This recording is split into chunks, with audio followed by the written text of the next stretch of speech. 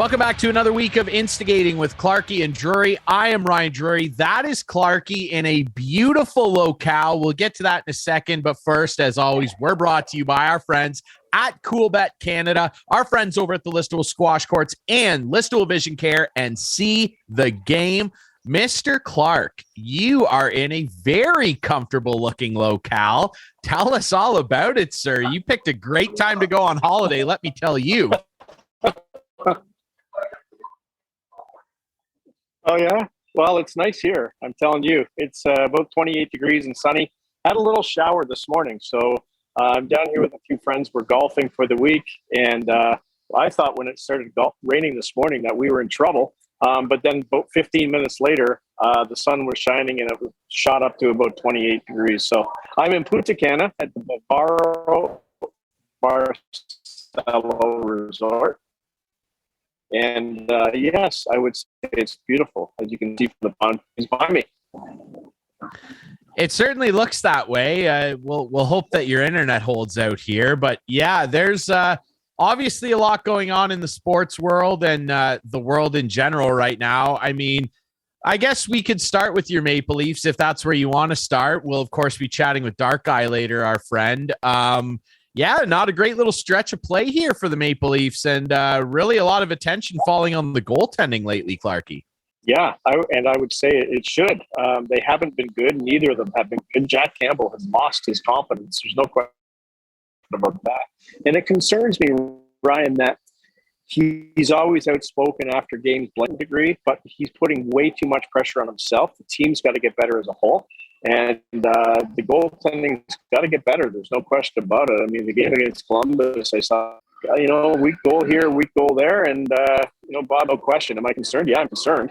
They got to do something. And I think they're going to make a big splash, and it's going to be within the next week or so. Yeah, conventional wisdom would certainly suggest that. Obviously, they get Lyubushkin in a trade. Dzingel was picked up on waivers, the other part of that trade by San Jose. And then, of course, they get Carter Hutton, which definitely raised some people's eyebrows, another goaltender. But I think that was more just a depth move because their goaltending hasn't exactly been stellar in the AHL either. But yeah, and the rest of the team's got to take a bit of account for this too, Clarkie. And recently, Captain John Tavares and really that line featuring William Nylander and a revolving cast of characters, they've come under fire recently for some poor play, and which is odd because Clarkie, I mean, you'd know better than me. In the time that John Tavares has been a Leaf and certainly the captain, he has really largely escaped a lot of criticism, wouldn't you say? Yeah, he doesn't look good. He's gone. Well, I can't remember how many games. Sorry, you mentioned, you might have just cut out on me, but he's struggling skating right now. He doesn't seem like he's keeping up with the rest of the guys, and that's what worries me. Is he hurt? I don't think so. Is he older? Yeah, he's older, but he should be able to keep up with those guys, and that's where I see the trade maybe happening. Someone to go along with Nylander and Tavares on that line. Kerfoot's a good, trooper. He's not a second-line player, and they got to upgrade there, and then they need one or two defensemen. I think there's 3 trades they got to make. But good luck. Well, you're right. I mean, good luck because, yeah, as we know, as everyone knows, the Leafs cap situation is, well, it is what it is, isn't it? A lot of rumors floating around, and our buddy Elliot Friedman, we'll have to bug him at some point around trade deadline. You may be too busy around then, but he floated out the other night on the broadcast that, well, we all know JT Miller is being sniffed at by a few teams. I think the Rangers make a lot of sense there. I know the Wild are sniffing around at another forward. Breaking news today as well. The Nashville Predators are apparently shopping around Philip Forsberg. Last year of his deal, he only makes $6 million. Would Nashville retain there? But JT Miller, another attractive option there. And Fried said that the Leafs could potentially be targeting him. Is that the type of target you would want to see in a Leaf uniform? Yeah, anything that could improve that top 6, for sure. He's the kind of guy, absolutely. With the Muzzin injury, I've been sort of out of touch. I don't know if there's an update on Muzzin, but if he is out, is there an update, Ryan? So right now, all we know is that he is out indefinitely. And Right. there are rumors that he's probably not going to be able to come back before the playoffs. I mean, a second concussion in a row. It's not looking good. They haven't placed him officially on LTIR yet. He's on LTI, long-term injury, but they haven't put him on LTIR yet. I imagine they will, though, Clarky. So continue from there. Yeah, so if they do, there's some salary cap space they have. And I totally agree with you. I think he'll go on for the rest of the regular season, and that'll open up some spots, right? Like, he's not going to end up on Robidas Island, I think, but he could end up on, who was it, Kucherov Island, I guess. Didn't Tampa Bay do that last year? Kept him out until the playoffs. So that's the island I think he might be on right now. And it was a scary thing. Like, yeah, he just came off with a concussion. He hits his head again. Another freak accident. What's with the freak head injuries when you play the Habs? Anyway, I think that will open up some space, and they got it. This is Dubas. This is where Dubas has got to make his money right here, no question. I completely agree. This is an area where Kyle Dubas has not been afraid to shuffle things around, certainly, and he can wheel and deal. I certainly think that the Leafs are going to want to do everything they can to hold on to draft picks. They still have their first and second round pick this year. I'm willing to bet, probably, given what happened with the Marleau deal and stuff like that, that they're going to want to retain as many draft picks as they can, certainly. But I think that the guys on Overdrive said it best the other day. I think it was Hayes that kind of brought it up and said, the Leafs, like this group here, they're not thinking about what Pittsburgh was a few years back where, hey, we could keep this core together and win 1, 2, 3, who knows how many cups. They're all in on just getting that one. They just want to desperately win that one cup that's eluded them for a long time. I don't need to say the year. And I mean, if it involves a draft pick going the other way to potentially get a guy like a JT Miller, maybe a Philip Forsberg, I don't really know that the Leafs need a guy like that, but he's apparently being floated out there for some reason. I don't know why Nashville doesn't want to re-sign him. We know Kyle will probably go after that, and yeah, they could really use a defenseman too, Clarky. And I mean, if personally, from the outside looking in, if they do put Muzzin on LTIR, which I bet will happen, I would rather them go out and try and get a guy like John Klingberg. I really would. I think that would do their roster a lot more good than another forward that they don't really need. Like, is JT Miller a gritty guy that can mix it up and add a different dimension than a guy like William Nylander, who, while talented, isn't the most gritty guy? Yeah, sure, he could. I don't think the Leafs need that. They need some help on that back end. And I would rather them go after a guy like John Klingberg. And if Muzzin's on LTIR, they could basically fit Klingberg into their cap without having to ask Dallas to retain anything. And that would probably help them not have to move a draft pick, Clarky. Yeah, I totally agree. And there's so many ebbs and flows in the season, right? Right now, they're in a little bit of a dip. They've played some terrific hockey. They had a terrible start, but then they went on a tear for the next 25 games, and they're still in the top 10 in the league. They're still a contender, but they have to make. I think they need two. I think they need 1 to 2 defensemen and a forward. I tend to agree with you. Klingberg would be a great addition, no question about it. But it's the defense that they have to look after right away and get that looked after. Because, like Justin Hall, I don't know what's happened to this guy. This guy was like the guy last year. Not the guy last year, but certainly played a lot better than he's playing right now. And he sat out against Columbus as a healthy scratch. Sandin, for some reason, didn't play against Montreal, if that's cap maneuvering, I guess. But Justin Hall's lost it. He has totally lost it. Him and Muzzin were a great shutdown pair last year. Barry and Riley, of course, they're number one pair, no question about it. Dermott still hasn't gotten any better, but he's okay as a 5'6". Sandin's okay as a 4-5-6. Liljegren's still learning the ropes, I think. But and then Lyubushkin comes in, and hopefully he can settle into that 3-4 role. But they need another defenseman, no question about it, and a stud defensive defenseman. That's what they really need. Yeah, I agree. And I don't know necessarily that Klingberg fits that bill, but he is certainly a versatile defenseman and would fit in on the power play, maybe help them spark that up a little more. Who knows? I mean, there's going to be options out there. And especially if Muzzin's on LTIR, which is unfortunate, they're going to have even more options. So we'll see. But you're right. I think Brody Riley is probably going to be sticking together no matter what. And from there on down, they've got some shuffling that they're going to have to figure out. It'll be interesting. I want to ask you a little bit, too, just about your impressions of these ongoing baseball negotiations. This is such a joke. Major League Baseball locked the players out. Keep in mind here, the players didn't go on strike. The league locked them out in December. The league and the owners took that stance. They didn't come to the negotiating table for almost 2 months. And now, after a week of actually sitting down and going face to face, the league goes, if there's no deal by this coming Monday, February 28th, we're going to cancel games. It's a joke. The whole baseball negotiation. I'm down here with three guys. We were talking about baseball. One of the guys is 60-something years old, and he's like, baseball's dying. Baseball's got to do something to get going. And my biggest problem with baseball, and I've said it before to you, is the games are too long, and I'm not interested. I get bored, and I don't want to go to a game because I don't want to sit there for 4.5 hours and watch a baseball game. But these negotiations are just like, it all goes hand in hand with the way the league is going, the way it's gotten out of control on the diamond, and now the way it's out of control in the front office. These guys locking guys out, like look at all the money they spent before they locked them out. Like it just doesn't make sense at all. Has baseball ever lost a game due to a lockout? I think the answer is no. Not a lockout. I mean, there strikes on the player side is where we've lost games before, and it's just embarrassing. And I agree, Clarky, like it does go hand in hand because while I am gung-ho about baseball and I never used to be, and I'm probably becoming a big fan of it at a weird time where, I don't know that there's ever been as many complaints about the way the game is played than there are now. You're right. And Joey Gallo had comments the other day about the shift and in the very least, not allowing infielders to step out into the outfield before a pitch is thrown.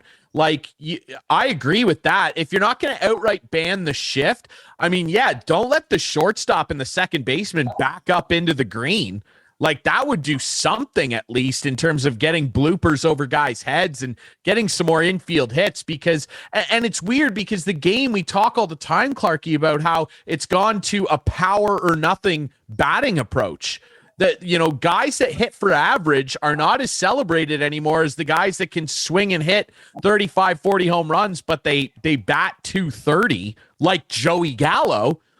And every time that, there's a bunch of free agents that are coming up that are power hitters, baseball allegedly screws around with the balls and makes them, less hittable in terms of distance for home runs. They did the same thing allegedly with pitchers. There's all these crazy rumors about what the league does to try and limit the effectiveness of pending free agents, no matter the position. I just think that this is so embarrassing on every level. And your friend is right. Baseball is dying. And we've talked about this before. They have a unique opportunity. There's so much good young talent with great personality, and they are going to potentially ruin that doing stuff like this, Clarky. Yeah, sorry, I'm having a little trouble hearing you, Ryan. I think we better wrap it up pretty soon here, but I think my phone is overheating. Sorry to tell you that, but it's just baseball. It's like, the guys in charge and the owners and everyone, it's like, get your act together. I don't think they'll ever get it together. So just get used to it. Quit getting mad about it because it's just the way it's going to be until these guys are gone. Like, it hasn't gotten any better, and I don't see it getting any better. I really don't. I completely agree, man. I think it's embarrassing, and I don't know. I'm just hoping they can come to a deal. I want to see baseball, and after the everything that we've gone through in terms of COVID and having a half season in 2020 when they could have played way more than they did, this would be such a mistake on both sides' part. But I mean, again, the onus is on the owners here. They're the ones that took the step and went into a lockout. This is their dance, and they better put their ballet shoes on and show up and do some twirls here because I'm getting sick and tired of reading about, not paying minor leaguers and slashing this and slashing that when they're all getting richer I'm just fed up with it. The beers aren't going to be cheaper when we go back to the parks, Clarky. I don't want to hear it from the owner's side. All right, buddy. Well, we'll let you go. Enjoy the weather. And it was great to catch up with you. Thanks for doing this. And we'll hope to have you back here safely real soon, my friend. I'll be back next week for the show. So we'll see you then.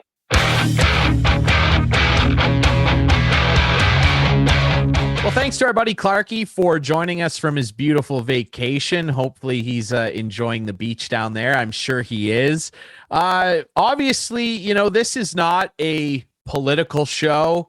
I'm probably the least big fan of politics of just about anybody you'll meet. I really don't have time for them. But unfortunately, right now, the world of politics and some of the things that are going on in Europe right now are bleeding into the sports world. And this is a sports show, and we're going to discuss that. Obviously, I don't know how you haven't heard about it by now. Russia has invaded the Ukraine. It's a pretty sad situation. Obviously, our thoughts are with everybody over there. I mean, the videos and some of the stuff you're seeing out of the country are pretty horrific right now. And, that it's affecting the sports world. Obviously, there's a lot to be said for a number of NHL players, not just them, but really any prominent Russian athlete. But we talk about hockey a lot on this show. And there's a guy over my right shoulder here for our viewers, Alex Ovechkin. I mean, you're not going to find a bigger fan of that guy than me. Obviously, he's been vocal over the years about his support for Vladimir Putin. As we record this, it's Thursday, the 24th of February. Tonight, the Capitals are going to be in New York to take on the Rangers. Ovi's going to not be made available before the game, but he will answer questions after the game, apparently. And you can bet every single one of them is not going to be on the outcome of the game. It's going to be about Vladimir Putin and his home country. And there's a lot to be said. I'm seeing a lot of friends of mine and different people across, the hockey world tweeting a lot about, Ovi's very vocal support of Vladimir Putin, including the last Russian election, where Ovi kind of started a website. Like he had a website go live, something like putinteam.ru or something, whatever it was. Like he put his voice behind Putin for re-election, which he of course got, and has been vocal about his friendship with Vladimir Putin over the years. Same thing with Yevgeny Malkin and a number of other, prominent Russian athletes. Ilya Kovalchuk, former NHLer, always vocal behind Vladimir Putin.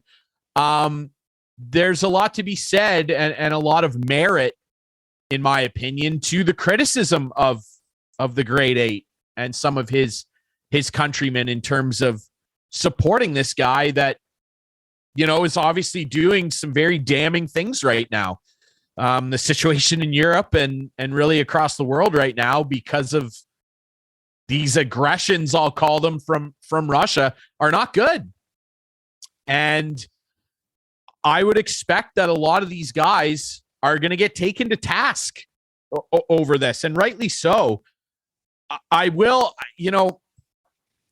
it's hard, obviously. I'm a huge Caps fan. I love Ovi. I've met him numerous times. He's a spectacular guy. I am going to try my best to maybe not make this sound like I'm defending him, because I don't think that the ways in which he's gone out and been so overly vocal for Vladimir Putin have been necessary over the years. And frankly, I think it's kind of disgusting. That's just me. I will say this, though. Really interesting thread here that I'll read you on Twitter from Rick Westhead, one of the best investigative reporters out there. I'll read you the tweet thread verbatim. And it starts like this from Rick Westhead of TSN. No doubt Washington Capitals are brainstorming with Alex Ovechkin on how to respond to questions about Russia's invasion of Ukraine. Ovechkin in 2017 started the social movement and website putinteam.ru, a website that helped rally support for Russian President Vladimir Putin. Ovechkin has said he's not a political person. Stephen Hall, the CIA's former station chief in Moscow, rejects that claim. Hall says, quote, this is a guy that formerly worked with the CIA. He says, quote, Ovechkin says, I'm not a political person, just proud to be Russian. That's just not how it works in Russia. The Putin team website does not seem to have been updated in several years. It used to have a peak of over 130,000 monthly visitors. That's now down to about 5,000. And Rick Westhead also basically stated from that former CIA agent that basically the difficulty with a guy like Ovechkin, at least in that they support Vladimir Putin or seem to throw a lot of support behind him. The difficulty that the CIA agent basically said was it's easy to criticize a guy like Ovechkin for being vocal for a guy like this. The issue is that government and the way that they operate, they know where, this is the CIA agent's quote, I'll read it. They know where Ovechkin's grandma lives. They know where his parents live. They know which bank accounts he has. They know where his money is stored. They know where his dacha, that's a cottage essentially in Russia. They know where he keeps his dacha. This is not easy for people that think that they're just throwing support behind a certain political party. That government knows where everybody's lives are. I'll say as well, right now, it was confirmed by sports reporters in Washington, Ovi's wife, his 2 kids, and his whole family are over in Russia right now, and his wife's family are all in Russia. And again, I'm not trying to make this sound like an excuse, because Ovi's gone out of his way when he hasn't had to over the years, along with other people from Russia that are athletes, to vocally support Vladimir Putin. I will say, though, that CIA agent is right. It is not like it is over here. Look what just happened. Again, guys, I hate this. I don't want to talk on this show about politics. This sucks. I don't want to be doing this. This is a sports show. I want to talk about spring training starting and the Leafs. And that's what I want to do. And we're going to do that next with our friend Dark Guy. But right now, this kind of intersects. And I do want to say that it's not like it is what we saw in Ottawa, where people can just show up for 3 weeks and take over a city. That stuff doesn't happen in Russia. You don't do stuff like that over there. If you do, they come down on people over there. Russia's government, they don't do unrest. They don't do this stuff. They don't do social freedoms and big marches in front of the Kremlin in Red Square. That stuff doesn't happen. You go to prison for that. So imagine just for a second, you're Ovechkin or Malkin or whoever, and your whole family's over there. The government has access to your houses, your property. They can just start seizing stuff. Like the CIA agent said, they know where this guy does his banking and has his finances tied up in. This is not a simple thing for Russian guys to speak out. And again, I really hope that doesn't sound like I'm making an excuse for my favorite player. And it just kind of does. I get that. But there is another side to the coin here. And I'll bring up, look what happened with Artemi Panarin, who you can say a lot about his support of certain political guys as well that are not exactly great. But when he came out, hockey fans, you'll remember this, I believe it was last year, Panarin came out vocally against Vladimir Putin and some of his policies and the way the Russian government operates. Within a day, there was a now widely known to be fabricated story about Panarin assaulting a young woman at a team hotel, I believe in Ukraine, maybe it was Latvia, when he was playing in the KHL. Within hours of him being vocal against Vladimir Putin, there was immediately a story from back in Russia circulating, oh, he assaulted this woman, by the way, back in 2015 or whatever it was.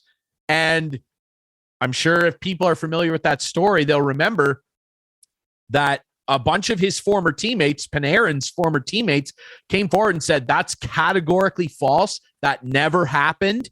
Police over in, I believe it might have been Latvia, confirmed that that never happened. No one approached them with charges or a claim against Panarin. That's the type of stuff we're talking about here. And again, this isn't fun. Sports are supposed to be, ideally at their best, an escape from stuff like this. But given where we're at right now, we're going to be hearing, whether you're just a sports fan and you're like me, you don't really particularly like to pay attention to politics or not, you're going to be bombarded with this stuff watching sports. When you turn TSN or Sportsnet on, or this show, you're unfortunately going to be hearing about stuff like this because, you know, when stuff like war comes into the equation, it affects every aspect of life. And it's not just hockey. There have been very vocal letters written. Rick Westhead, again, covering this in the soccer world. Rick Westhead tweeting out that the soccer federations and the governments of, I believe it's Sweden. Yep, it's Sweden, Poland, and Denmark. Russia is scheduled to host the Polish men's national soccer team on March 24th in a World Cup qualifying match. If they win that game, they would go on to play either Sweden or Denmark in the next stage to qualify for the World Cup, and whoever won that second game would go on to the FIFA World Cup in Qatar, of all places. And Sweden, Denmark, and Poland today all put a joint statement out from their governments and soccer federations, all signed, saying we refuse to play in Russia. We will not play games there. UEFA, the European soccer federation that controls the Champions League, the highest quality club soccer tournament in the world, today officially pulled the Champions League final out of St. Petersburg. It was supposed to be hosted in St. Petersburg, Russia, at the end of May. And they have officially said that they pulled it. They've not announced a new location. I'd imagine they put it maybe in England would be the easiest place to just throw it in Wembley or something like that. Maybe Barcelona, who knows? But it won't be played in Russia. And FIFA typically have a weak response to this. They're basically just saying, we're not going to cancel games in Russia right now. We're going to see how things play out. I mean, FIFA, what? They're playing out. It's embarrassing that FIFA, probably the most corrupt organization on earth, ladies and gentlemen, are taking this weak-willed approach. Like, they just don't want to make Russia upset. They should be coming out and banning Russia from the World Cup. That's what needs to happen here. Russia should not be participating in any international sports tournaments for years. Years. They orchestrated one of the worst and most elaborate doping scandals of all time at Sochi, and they're just allowed to continue competing in the Olympics. Oh, well, they can't say they're Russia. I don't care. They shouldn't have been there. Within like a week of being in Beijing, that 15-year-old girl was taking illegal heart medication. Oh, she was allowed to go. That made me so mad. I remember a few years back, I believe it was 2018. It might have it was 2014. Sweden, Nick Backstrom, Ovechkin's teammate, wasn't allowed to play in the gold medal game because he was taking this nasal spray that had an illegal substance in it. Nick Backstrom, Swedish guy, he can't play, but we find this young Russian girl, and I don't blame her. It's probably not her fault. She's taking an illegal well, she can skate. She can skate because she's from Russia, and we don't want to make Russia mad. It's embarrassing. That's embarrassing. I don't know where we go from here. It's also bleeding into the racing world. Reigning F1 champ Max Verstappen said today at F1 testing that they should pull out of the Russian Grand Prix. They should not race there. I completely agree. Because of the obvious moral ambiguity of it, and B, because that track sucks. The Russian Grand Prix is one of the worst F1 races on the calendar. That track is garbage. But bigger than that, so I'd be happy as an F1 fan, but bigger than that, I mean, you've got the most famous race car driver on the planet right now coming out and taking a pretty strong stance and saying, I don't want to race in Russia. I don't know, folks. I don't know where this is going. Obviously, we're thinking about Ukraine and the people over there. There's a strong Ukrainian,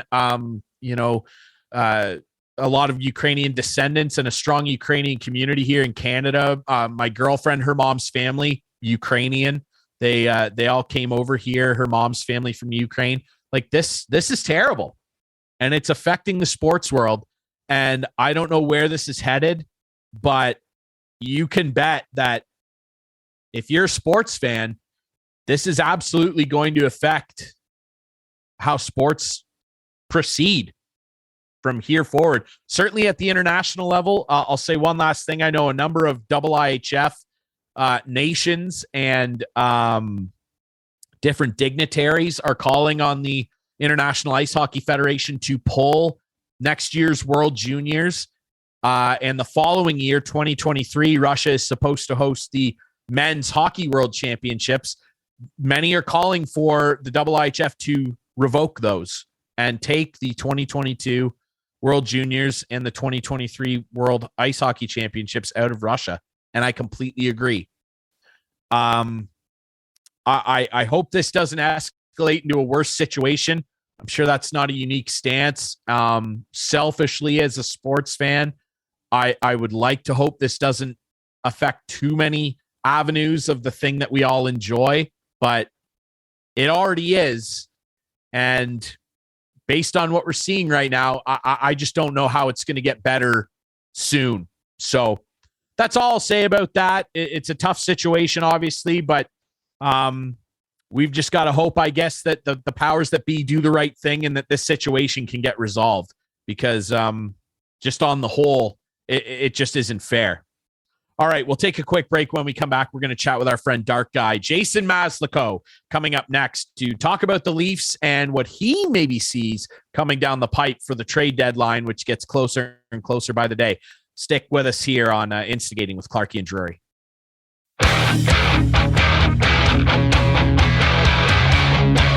Welcome back to Instigating with Clarkie and Drury. Ryan Drury still here with you. We figured we'd be nice. We'd let Clarkie get back to his vacation. We're brought to you, as always, by our friends at CoolBet, the Listowel Squash Courts, Listowel Vision Care, and See the Game. And as promised, we're very happy to catch up with our friend of the show, the one, the only, Dark Guy, Jason Maslicow, on the show. It's great to see you, buddy. First of all, let me just say, you look fantastic. Like, are you on like some new regimen or something? Can you pass a tip along? The hair, like, you are looking sharp over there in the Leafs gear, brother. I definitely appreciate that. And I guess the secret to the success would be eating better, a good young lady in my life, and maybe a little activity. That's that seems like a good setup for success, no doubt about it.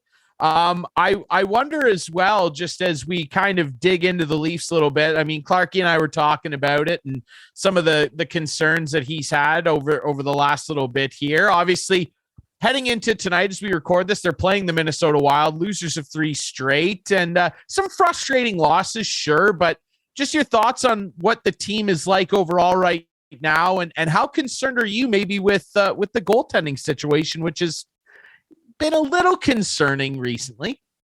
Well, I'll tell you, hard to knock Soup for the way he's been playing, just off the fact that his time in a Leafs uniform has been phenomenal. However, when we talk about, my concerns as a realistic hockey person, Jack Campbell has only played at an elite level for a very short period of time in what's been an 11, 12-year career so far.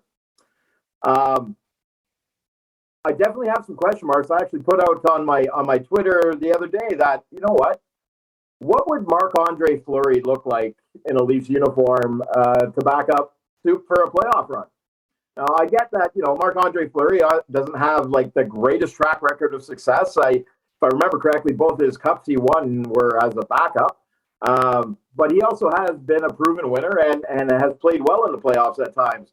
To think about, a 3-team trade where the Leafs could possibly, get Chicago to ship Fleury to one team, they retain 50%, then they send him to Toronto, they retain 50%, somehow moving Mrazek in the process, I would feel a lot more comfortable than I do right now. That being said, if Soup can get back to the way he was playing for the first half of the season, the Leafs shouldn't have anything to worry about.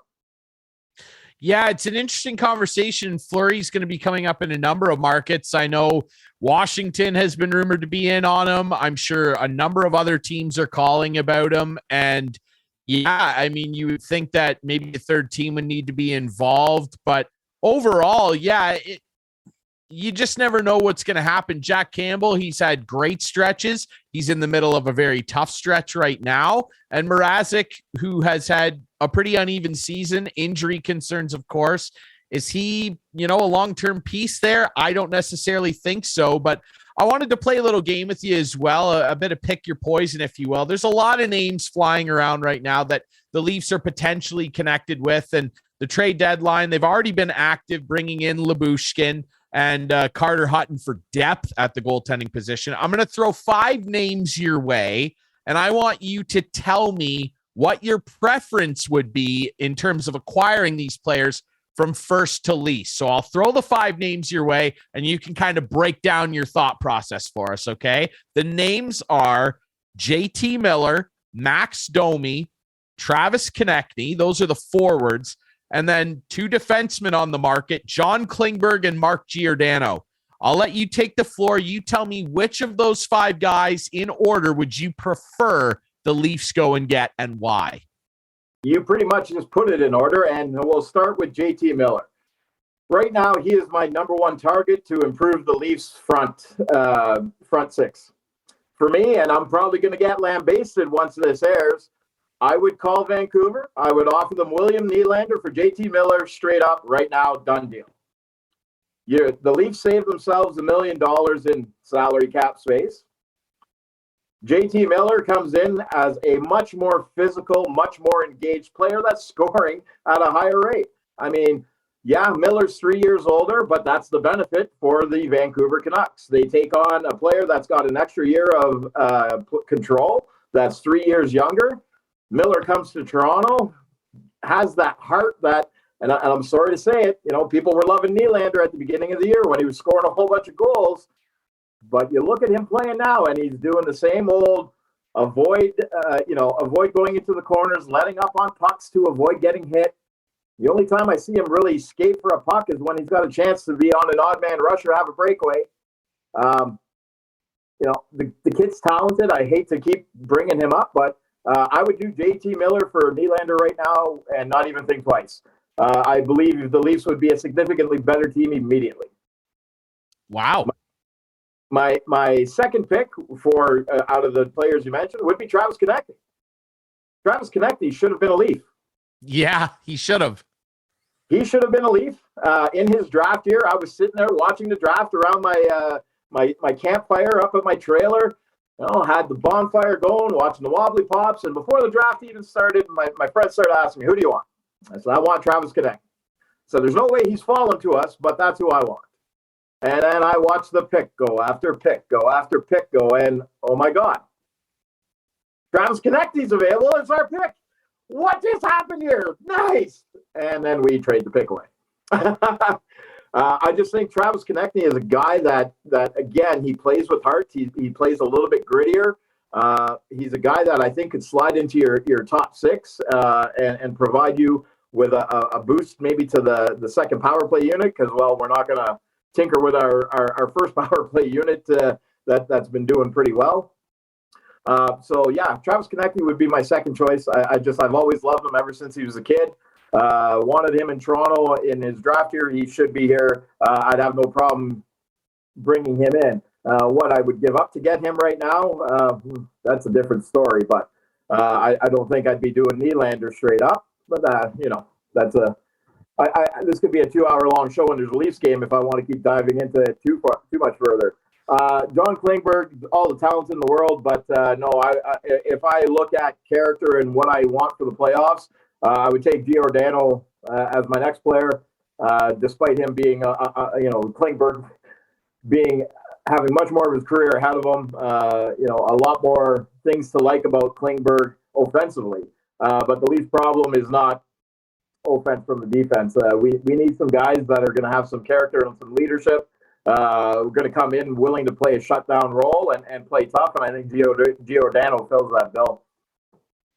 Yeah, he's certainly a guy that I don't see a scenario where Seattle doesn't move him. And, say what you want about the expansion draft and the different approach. Like, they really bungled that draft up. Like, there are a lot of players when you look back that they could have had instead. And I think that their team is so far away from being in a Vegas situation that there is no point in them retaining a guy like Gio, who I think could really, really help a team, particularly a team like Toronto, with the well-roundedness of his game. And I mean, yeah, is Klingberg more of an offensively inclined guy who, let's be fair, did go to a Stanley Cup final a couple years ago and had a very good playoff that year, but certainly a bit more offensively inclined. It's not like Mark Giordano can't play on the power play. We've seen this guy put up big numbers. Like, he's a really, really good player. And then, of course, Max Domi on that list. I don't know how interested you'd be in bringing the younger Domi in. Would he be more at the bottom with Klingberg then? He's not even on my radar. Really? Yeah, you wouldn't take him at all, eh? Like, no use for that? Oh, no use for him whatsoever. Why not? I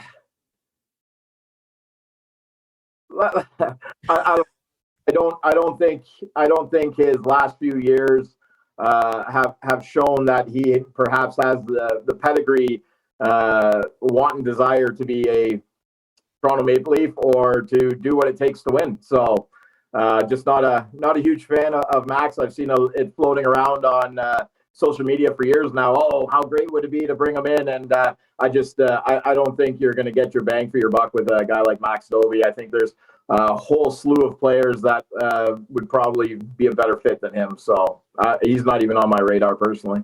Hey, fair enough. That's the great thing about sports. We've got different opinions on things. I agree. I don't know how much that he would necessarily help the Leafs. I already think they have a ton of guys that kind of fit his bill. A smaller player that, has some speed, but doesn't necessarily get involved in the dirty areas. And that's something that they're going to need. I wonder as well, just your opinion on what's been a pretty unfortunate week for Leaf fans in terms of injuries and really health concerns. Of course, Jake Muzzin suffering another scary concussion, which is just awful to see. He's such a competitor. You can really tell he loves being a Leaf, and he goes down. And then, of course, the really scary news about Rodion Amirov, who has a brain tumor, the young Russian prospect over in Russia. And he seems to be, in a positive headspace, and the team sent him a nice gesture today with everybody wishing him well and whatnot. But some tough news for Leaf fans on the immediate roster and the future of the roster, Jason. Yeah, Amirov is definitely a tough one, being he's so young and future was looking so bright. I actually had a friend not long ago have surgery to remove a brain tumor and is doing very well and recovering. But, the prognosis for him to maybe ever get back on the ice, even in a scenario where it's just playing, men's league is very bleak. Putting things into perspective as a Leafs fan, we might be losing, a great prospect who may never well play the game again. But the more important thing is let's hope he is able to battle this and defeat it and have a long and healthy life. As far as Jake Muslin's concerned, again, like you said, another concussion for Jake is very concerning, especially at this stage in his career. It could be a scenario where, obviously, first of all, I hope for a full and healthy recovery as well. I'd love to see him back on the blue line. And if that is going to be the scenario, this could almost be a blessing in disguise for the Toronto Maple Leafs, where we can bury his $5.625 million remaining on the LTIR, have him come back in the playoffs fully healthy, fully rested, and in the meantime, pull a Tampa Bay and pick up somebody like they did when they buried Kucherov. Obviously, it's very concerning, and I'm a Jake Muzzin fan. I think he's unjustly criticized quite often, and I think what he brings to the Leafs is very important for a long playoff run. So obviously, first and foremost, I hope he's healthy and everything like that. But if it's a scenario where he can come back and we can use this and Dubas can use it to his advantage, they have to, and they have to start getting creative and thinking outside the box, because as we kind of touched on a little bit, when I'm looking at this Leafs team going into the playoffs, I still think we're missing some stuff. Okay, so if we can flip Mrazek into somebody like Fleury, finding a way to make that work cap wise, which shouldn't be too difficult. Might cost you a second or third round pick to get that third team involved to retain another 50%. If you're able to, looking at Chicago, do you simply take Mrazek? Well, he's a lot younger than Fleury and gives you an option that's under control for a couple of years. I don't know how much more they would really be wanting or needing. Obviously, they're going to want something, but you got to make a move like that. If Muzzin is able to come back in the playoffs and you're able to pick up another player with his $5.65 million that's going to be available, that's your Mark Giordano, your next tough defenseman, or whatever the case may be. And then you look at, do I want, honestly, and I'm going to bring it up again, do I want JT Miller or William Nylander for a playoff run? I want JT Miller. Plain and simple. So if you look at, in the next week or two, being able to swap a Nylander for a JT Miller, bring in Marc-Andre Fleury, and suddenly, whether it be a Giordano, a Sherratt from Montreal, you suddenly have a little bit of a different looking, different feel team to it that, is instantly a little bit tougher and a little more perhaps reliable playoff weather in people like Giordano and Fleury. So I think Dubas has got to get busy, and I think the time is now. And if it costs you a couple picks or a couple prospects, well, that's the price you pay for doing business in the NHL today. It certainly is. And I mean, the way the salary cap is, there's not really much more ways that you can find that wiggle room, right? And I'll say this in your defense, I guess, if you will. I'm sure, there'll be people that don't really like your Nylander for Miller take. I will say this. Obviously, the Leafs would save a bit of money right now. And keep in mind, Vancouver might not hate that, because let's keep in mind that Brock Besser is a UFA, and he's going to get a pretty significant pay bump. He makes around $6 million already. He's probably going to be looking in that $7-8 million range. And if they lose JT Miller, who's a free agent anyway, and they bring in Nylander potentially, who has some years of control left, that might ease their decision-making a little bit in terms of what they do on the Brock Besser front, knowing that they would still have a young, talented Swede to pair up with Elias Pettersson for a couple of years. I don't necessarily think that Vancouver should hate that proposal. So I'll say that in your defense of that move, Jason. The Elias Pettersson and William Nylander combination could be very appealing, and I mean that's one of the main reasons why I was thinking about it. So. Hey, they've had success with pairs of Swedes out there before. I don't know if anybody remembers. What were their names? Sedins or something like that? Yeah, Yeah, I've heard of them. I've heard of them.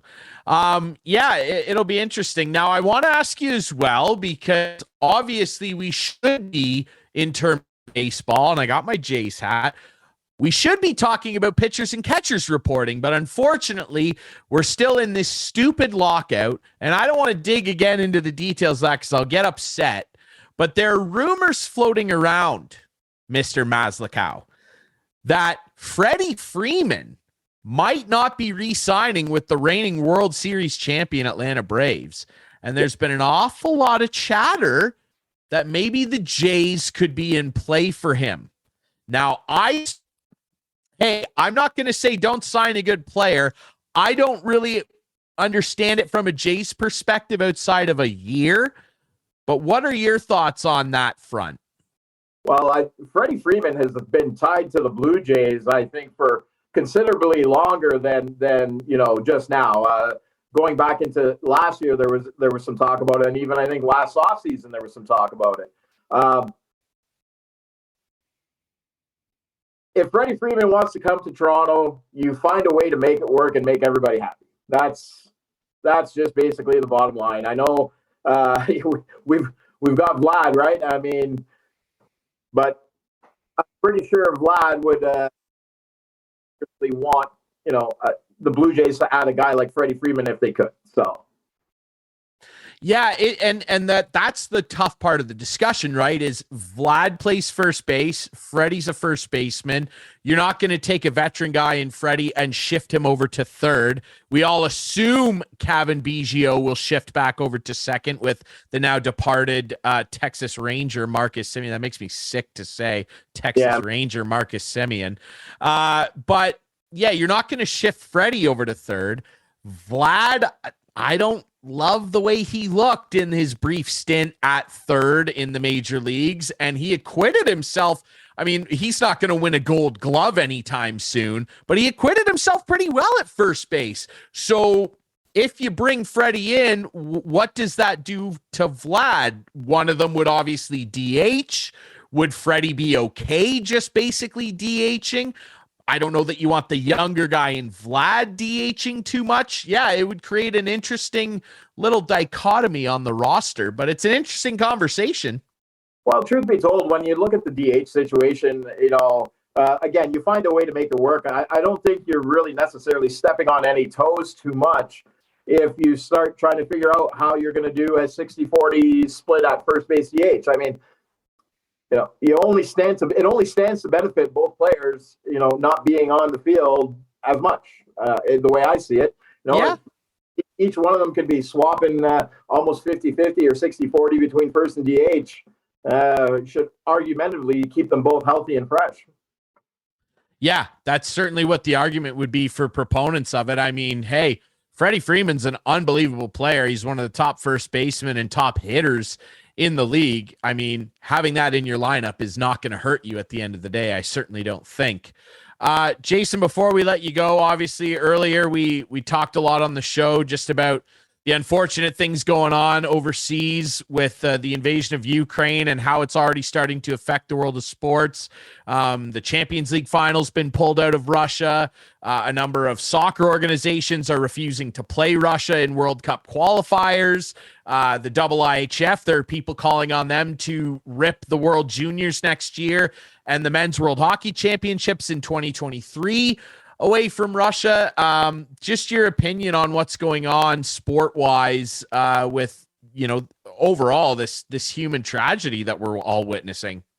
Well, quickly on my father's side of the family, my grandmother was from Kiev, Ukraine. My grandfather was from Belarus. So, my heart most wholeheartedly goes out to the Ukrainian nation and the people. And, it kind of hits home a little bit to think that, if my grandparents, maybe a little bit being dramatic, but, if my grandparents don't come over, instead of sitting here talking to you, maybe I'm preparing for war right now. So it's unfortunate to see what's going on. May God be with everybody in the Ukraine. And, it's just a matter of if ripping everything away from Russia, sporting wise, is I think it's what you got to do. From what I've seen and what I've heard, there's not a whole lot of rhyme or reason that makes any sense to what's happening over there right now. Yeah, so take it all, take it away from them, and call it a day. And like I said, there's more than sports at play right now, and that's where my heart is. I completely agree, man. Well said. And yeah, it's an unfortunate situation that, unfortunately is dominating our lives in the headlines right now. But selfishly, it was nice to chat some sports with you. We're glad you're doing well. You're looking great. And I'm going to come visit you soon in the wonderful city of London. We'll try and forget some of these troubles that we've had to unfortunately face. All right, buddy. We really appreciate you doing this. Thanks so much to Mr. Dark Eye, Jason Maslikow. Remember, he's also the head scout for the Collingwood Blues Junior A team. We know you're a busy guy, and we really appreciate this, buddy. Get back to the Leaf game. Sounds good. And tell Clarky I said hi. Sorry I missed him this time. I certainly will, my friend. He'll be happy to hear that down on vacation. All right, that's it from us this week here at Instigating with Clarky and Dre. Remember, on Friday nights at 8, Sunday nights at 9, you can catch us on Whiteman TV. That is Channel 6 for Whiteman subscribers. We debut on YouTube at 9 p.m. on Friday nights. You can follow us on social media at Instigating Pod. Find this podcast on all the best podcast apps, including Spotify and Apple Podcast. And just remember, folks, sports, we all love it.